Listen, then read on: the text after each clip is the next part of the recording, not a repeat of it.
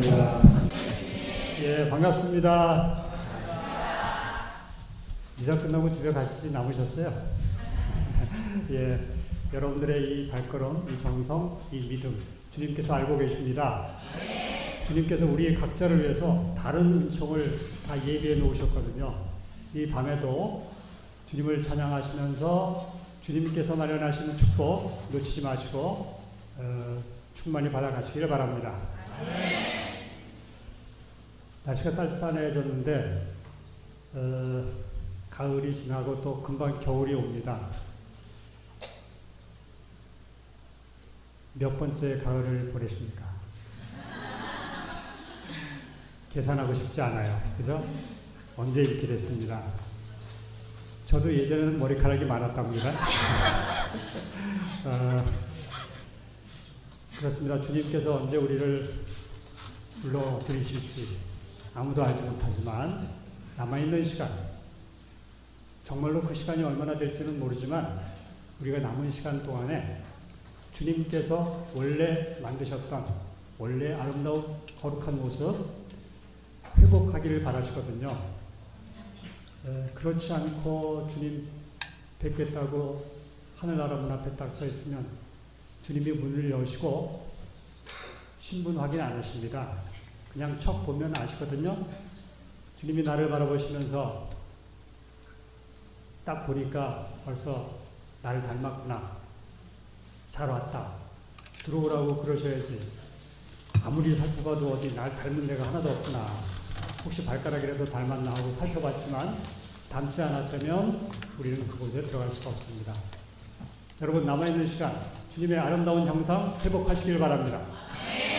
근데 우리도 하고 싶죠, 그렇게. 근데 우리 마음대로 잘 안 되잖아요. 그래서 지금 이 시간 여러분들처럼 성령께 의탁하러 나온 것입니다. 성령께 의탁하면 성령께서 우리의 모습을 가장 아름답게 만들어 주실 줄을 믿습니다.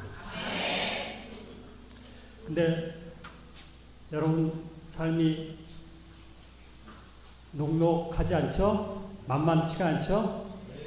그렇습니다. 늘 우리 삶은 풍랑이 있습니다. 하나를 지나면 이제 끝났나 싶었는데 이제 기도거리가 좀 없나 했는데 또 이번에 또 다른 게 생깁니다. 그래서 삶의 풍랑과 우환은 늘 우리를 이렇게 힘들게 합니다. 고통이 끊이지 않습니다. 그걸 바라보면서 그것을 대처하면서 우리 마음속에는 또 겉의 풍랑과는 상관없이 마음속에 나름대로의 더 큰 풍랑이 일어납니다. 원망과 분노의 파도가 일어나고 고통으로 인한 여러 가지 상처 때문에 아파합니다. 이 삶의 풍랑이 언제 끝날까요? 뭐 죽어야 끝나요? 네. 그렇습니다. 그런데 지금까지 여러분들 살아오시면서 참 고생이 많으셨잖아요. 그 풍랑 헤치고 오시느라고. 사람 풍랑, 또 환경 풍랑, 하여간 힘들었는데 이제 좀 남은 시간에는 좀 잔잔해야 되지 않을까요? 이 정도 고생했으면 됐잖아요. 자, 우리의 바람입니다. 이제 남아있는 시간 우리의 이 삶의 풍랑을 좀 가라앉히고 싶어요. 이제는 좀 평화 속에서 지금까지 겪지 못했던 행복을 누리면서 마지막 시간 잘 보내고 하나님 만나고 싶어요. 자, 끊임없이 일고 있는 우리 주변의 삶의 풍랑을, 우리 안팎의 삶의 풍랑을 어떻게 하면 가라앉힐 수 있을까? 오늘 이 방법에 대해서 예수님께 좀 여쭤보는 시간 갖겠습니다. 어느 날 예수님께서 제자들과 함께 배를 타고 갈릴레아 호수를 지나갔습니다. 한복판 지나가는데 늘 불던 아주 큰 돌풍이 불고 풍랑이 일었습니다.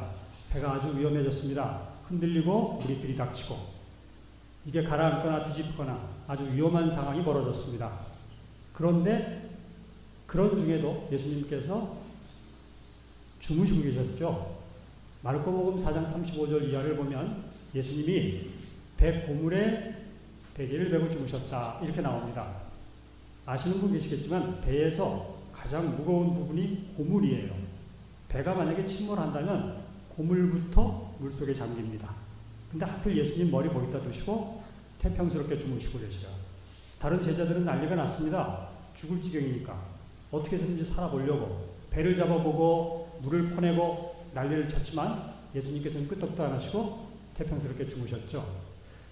제자들의 입장에서는 이 예수님의 모습이 참 야속합니다.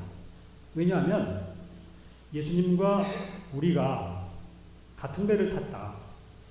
같은 상황을 경험할 때 우리가 위험해지면 예수님이 같이 느끼고 예수님이 뭔가 손을 쓰실 수 있는데 예수님과 우리가 따로따로다.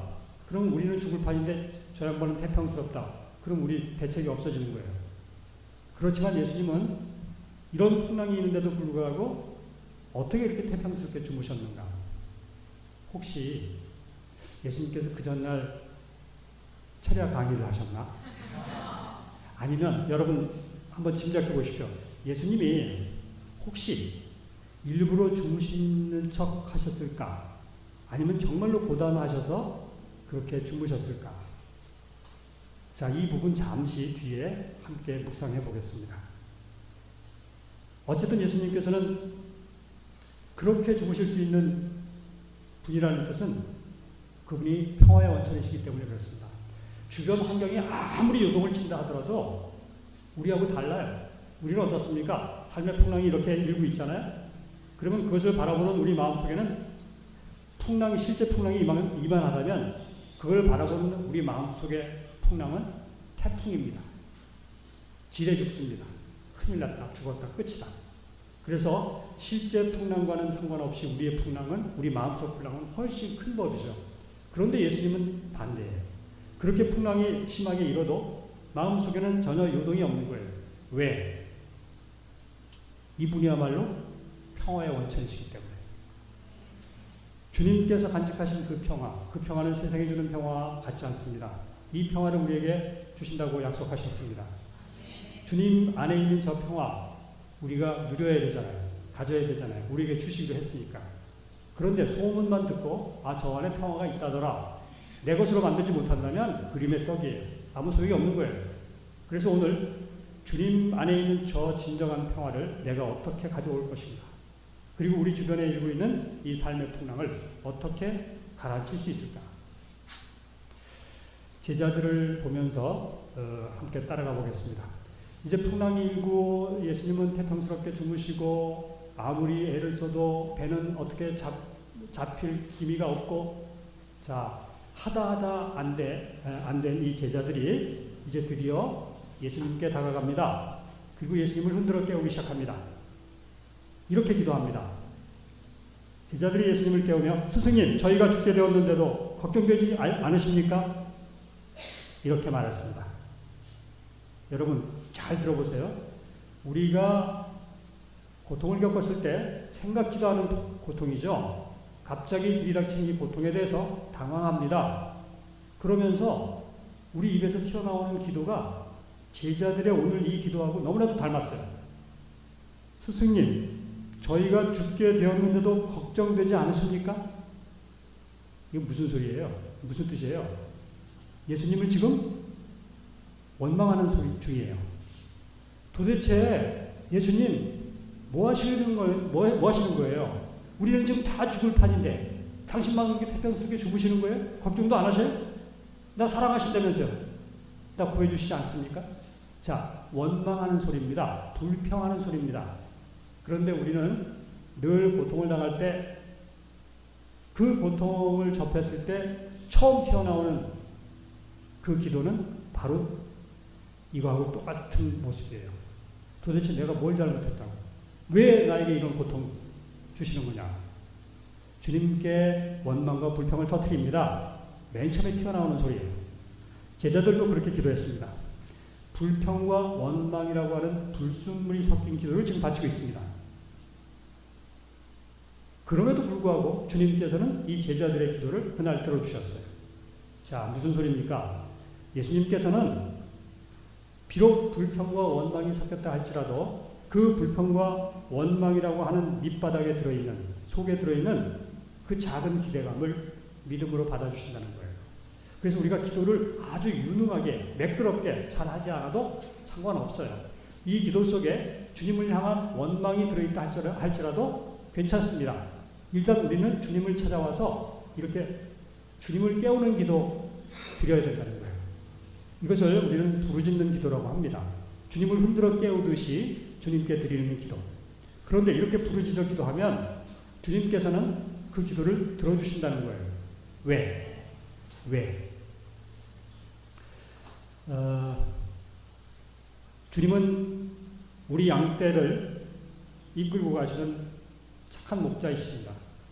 그런데 양떼를 이렇게 이끌고 가다 보면 어떤 일이 벌어지느냐면 주변에 멀리서 가까이서 이 양떼를 노리는 맹수들이 접근을 해요. 만약에 목자가 자리를 뜨잖아요. 그럼 그 기회를 놓치지 않고 공격을 합니다. 그래서 잡아먹습니다. 그래서 목자는 양떼를 이렇게 지팡이로 잘 신호를 보내면서 이렇게 잘 몰고 가야 돼요. 목자이신 주님께서 우리를 이렇게 끌고 가십니다. 믿음이 제일 약한 내가 이 약한 믿음 때문에 쫓아가다가 깊은 구덩이에 빠졌어요. 이 구덩이는 이 양 한 마리인 내가 도저히 내 힘으로 빠져나올 수 없는 그런 구덩이입니다. 거기서 아무리 발버둥을 쳐도 내 힘으로는 그 구덩이를 빠져나올 수가 없어요. 그런데 주님은 양떼를 이끌고 저쪽으로 좀 가고 계셔요. 내가 이 구덩이에서 빠져나올 수 있는 길은 딱 하나밖에 없어요. 주님이 오셔서, 목자가 오셔서 저를 건져내 주시는 길밖에 없습니다. 그러면 내가 할 수 있는 일이 뭐죠, 지금? 신호를 보내야 돼요. 내가 여기 빠졌다는 신호를, 사인을 목자이신 저분께 보내야 되는 거예요. 내가 할 수 있는 일, 울음소리를 내는 거예요. 어린 양의 울음소리를 내는 거예요. 그러면 주님께서 어떤 선택을 하시는가? 만약에 내가 인간 목자라면, 양 100마리를 이끌고 가는 목자라면, 끌고 가다가 저 멀리서 자기 양 울음소리가 들리는 거예요. 그런데 내가 그 양 뒤떨어져서 구덩이에 빠진 양 한 마리를 구하러 지금 자리를 뜨면 99마리가 위험해집니다. 나는 지금 선택의 갈림길에 있는 거예요. 어떤 선택을 해야 될 것인가? 한 마리를 구해야 되나 99마리를 지켜야 되나? 둘 중에 하나를 선택해야 된다면 어떻게 해야 되죠? 우리는 어쩔 수 없습니다. 우리들의 경제 개념으로는 많은 것을 지켜야 돼요. 한 마리 구하러 갔다가 99마리 중에 몇 마리를 손해볼지 몰라요. 그리고 뿔뿔이 흩어져서 잃어버릴 수도 있고. 자, 우리의 계산법으로는 미안하지만, 안 됐지만 이 99마리를 지키는 것입니다. 이게 인간의 선택이죠. 그런데 주님은 당신 양 한 마리가 구덩이에 빠져서 지금 애절하게 당신을 찾고 있어요. 구해달라고. 그 소리를 들은 목자 예수님, 그분은 사랑의 마음이 너무 약하신 분이에요. 그래서 그 소리를 절대로 외면하지 못하십니다. 어떤 선택을 하시는가? 모험을 감행하십니다. 99마리의 성한 양떼가 위험에 처할지라도 지금 당장 양 한 마리의 구덩이에 빠진 그것을 찾아 나서시는 분, 바로 이분이 우리가 믿고 있는 예수님이십니다. 그렇기 때문에 우리가 해야 될 일은 구덩이에 빠졌을 때, 풍랑을 겪고 있을 때 내가 주님께 사인을 보내야 돼요. 울음소리를 내야 돼요. 주님은 얼마나 착한 목자이신지 그 수많은 양떼에 양 한 마리 한 마리의 울음소리를 다 구별하시고 기억하십니다. 그래서 내가 부르짖어 기도할 때 주님께서 들으시는 거예요. 아, 오늘 마리아가 울고 있구나. 데레사가 울고 있구나. 카타리나가 울고 있구나. 그래서 선택을 하셔요. 구하러 찾아오신다는 거죠. 우리는 바로 이 분을 주님으로 모시고 있기 때문에 우리가 해야 될 첫 번째, 구덩이에 빠졌거나 풍랑을 겪고 있을 때 해야 될 첫 번째 일은 다른 거 없습니다. 울음소리를 내는 거예요. 부르짖어 기도하라는 것입니다. 부르짖어 기도하는 것이 그야말로 가장 필수적인 것이고 가장 우선적인 것이어야 된다. 그러면 주님은 절대로 우리를 외면하지 못하신다. 우리는 주님의 이 약점을 최대한 활용해야 돼요. 주님의 약점이 뭐라고요? 사랑에 너무 마음이 약하신 분이다. 내가 부르짖으면 내 소리, 내 기도 절대로 외면 못하실 분이다. 이 믿음을 갖고 여러분 간절하게 구하셔서 주님 응답받으시기 바랍니다. 그런데 주님은 그날 어떻게 응답하셨는가? 이제 제자들이 막 흔들어 깨웁니다. 그러면서 불평 터뜨리죠. 그러자 좀 시간이 흐른 뒤에 주님께서 이제 깨어나십니다. 그리고 일어서셔서 풍랑에서 탕을 향해서 한 말씀을 던지시죠. 잠잠하라. 이 잠잠해지라는 그 한마디에 그 거쳤던 풍랑이 순식간에 가라앉습니다. 자, 여러분, 우리가 이곳에 찾아오는 아주 중요한 목적 중에 하나가 주님의 이 한마디 말씀을 응답받고 싶어서 나온 거잖아요. 그죠? 한 말씀만 하소서. 주님의 이 한 말씀, 이 한 말씀으로 풍랑이 순식간에 가라앉습니다. 우리도 이것을 응답받아야 돼요. 그러면 어떻게 해야 되는가? 그날 주님께서 이 한 말씀으로, 잠잠하는 한 말씀으로 풍랑을 가라앉혀 주셨던 이유는 바로 제자들이 부르짖어 기도했기 때문입니다. 제자들의 부르짖는 기도에 대한 응답이 예수님의 이 한 말씀이었어요. 그래서 우리도 마찬가지입니다. 부르짖어 기도할 줄 알아야 된다. 이것이 가장 우선적인 순서다라는 것입니다. 근데 우리 천주교 신자들은 저를 포함해서 대부분이 성향이 좀 조용한 사람들이잖아요. 좀 경건하고, 그죠? 저 처음 오신 분 계시죠? 인상 딱 보니까 벌써, 첫인상이 딱 보니까 벌써 꼰대처럼 생기지 않았습니까? 제가 고등학교 과학교사잖아요. 이 과학적으로만 따지는 인간인데 굉장히 조용합니다, 제가. 그래서 막 열정적으로 막 손뼉 치고 춤추고 그러면서 이런 분위기 별로 좋아하지 않는 사람이에요. 아마 많은 천주교 신자들이 그렇습니다. 개신교 신자들은 방방 떠도 우리는 좀 조용하잖아요. 그래서 부르짖어 기도하는 것에 대해서 거부감을 많이 갖고 있어요. 아주 어색해해요. 그리고 누가 여기저기서 아멘 하면 못마땅해요. 우리 신자들 그렇잖아요. 미사 중에 미사드리다가 아멘 아멘 해봐요. 거의 쫓겨날 지경이에요. 눈치가 보여가지고 어떤 신부님한테는 혼나기도 하고. 자, 그렇습니다. 그런데 부르짖어 기도한다는 이야기는 어떻게 기도하는 거냐 하면 주님 앞에서 자유롭게 기도한다는 거예요. 형식에 구애됨이 없이. 정말로 아빠한테 찾아와서 힘들다고 돈 좀 달라고 어쨌든 때를 쓰든 말든 주님 앞에 자유롭게 기도하는 게 이 부르짖는 기도예요. 아멘이라고 하는 것들도 자연스러워요. 소리 내서 기도하는 거 너무나도 지극히 당연한 거예요. 여러분 어린아이가 아빠한테 엄마한테 지금 아쉬워서 아파서 청할 때 점잖게 얘기합니까? 어린아이들 아프면 어떻게 합니까? 울어 제껴요. 배고프면 어떻게 합니까? 울어 제껴요. 똥 쌌으면 어떻게 합니까? 울어 제껴요. 이래도 울고 저래도 울고 우는 거예요. 말 못할 때. 그럼 누가 눈치채느냐? 엄마가 눈치채요. 아, 제가 아까 내가 젖을 먹였는데 왜 또 울지? 아이고, 이놈이 벌써 쌌구나. 아, 눈치채는 거야. 오늘 우는 소리가 약간 달라? 이놈이 어디가 아픈 모양이네? 눈치는 누가 채느냐면 엄마가 채요. 그런데 어린아이는 이래도 울고 저래도 우는 거예요. 우리 마찬가지예요. 부르짖어 기도하면 되는 거예요. 그러면 주님께서 다 알아차리십니다. 내가 구구절절히 사연을 다 일일이 구체적으로 설명하지 않아도 비록 불평이 섞였어도 주님한테 항의하러 왔어도 상관없어요. 지금 주님 눈에는 내가 어떻게 잘 설명하느냐 이거 보지 않습니다. 지금 얘가 얼마나 아플까? 제가 왜 저럴까? 그것만 보시는 거예요. 주님의 사랑이 이렇게 우리를 대하십니다. 그렇기 때문에 우리는 어린아이처럼 찾아와서 부르짖어 기도하면 되는 거예요. 체면, 위신 이런 거 따지지 말자고요. 주님 앞에 얼마나 체면 차리시려고요. 여러분 예수님이 아버지 하느님 앞에 정말로 절박한 심정으로 겟세마니 동산에서 부르짖는 기도 아시잖아요. 그때요. 그 패션 오브 크라이스트 영화의 첫 장면 베드로 사도가 깜짝 놀래요. 도대체 주님이 왜 저러시지? 막 정말로 통곡을 하듯이 소리를 내면서 눈물을 펑펑 쏟으면서 우는 예수님의 모습을 처음 본 거예요. 겟세마니 동산에서. 이게 부르짖는 기도입니다. 눈물을 쏟든 소리를 지르든 통성기도를 하든 어쨌든 예수님께서 부르짖는 기도 얼마나 부르짖어 기도하셨는지 루카복음에서는 피땀을 흘리셨다 했어요. 땀방울이 핏방울을 펴갈 정도로 여러분 우리가 큰일을 당했다고 해서